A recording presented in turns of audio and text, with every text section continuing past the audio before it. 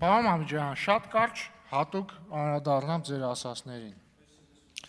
Նախ ասում եք, դե ինչպես միշտ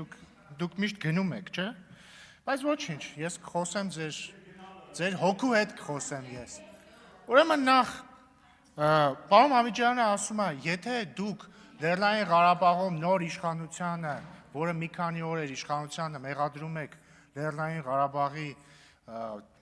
այդ վատ ճակատագրի մեջ, բա ինչի ձեզ չեք մեղադրում։ Ես ուրիշ հակառակ տրամաբանությամբ տամ հարցը տամ։ Եթե ըստ ձեզ դե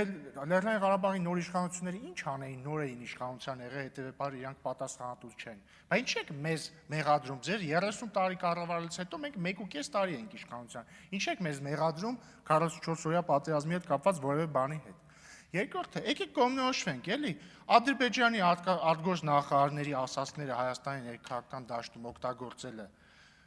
նորմալ պրակտիկա է, թե չէ, որտեղ եթե պարզվի, որ նորմալ պրակտիկա է, հիմա ես էլ կարող եմ մեջբերել Ադրբեջանի նախկին արտգործ նախարարի ասածը, որ ասաց, որ Ադրբեջանը հասկացավ, որ պետք է պատերազմ, որ այսինքն խաղաղ ճանապարհով խնդիրը չի լուծվի եւ պետք է խնդիրը պատերազմով լուծել Ռամբույեի հանդիպումից հետո 2004 թվական, եթե չեմ սխալվում, կամ ասեց, որ այդ ժամանակ Ռոբերտ Քոչարյանը Ալիևի այդ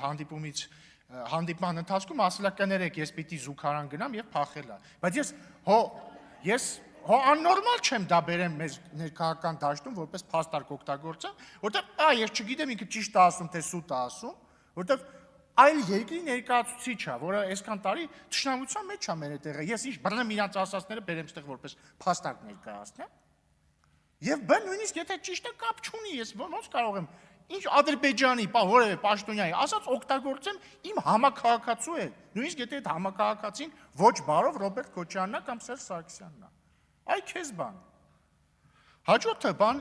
թոկերի եւ կարոտկի պավադոկների մասին։ Պարոն Մամիջյանը, որը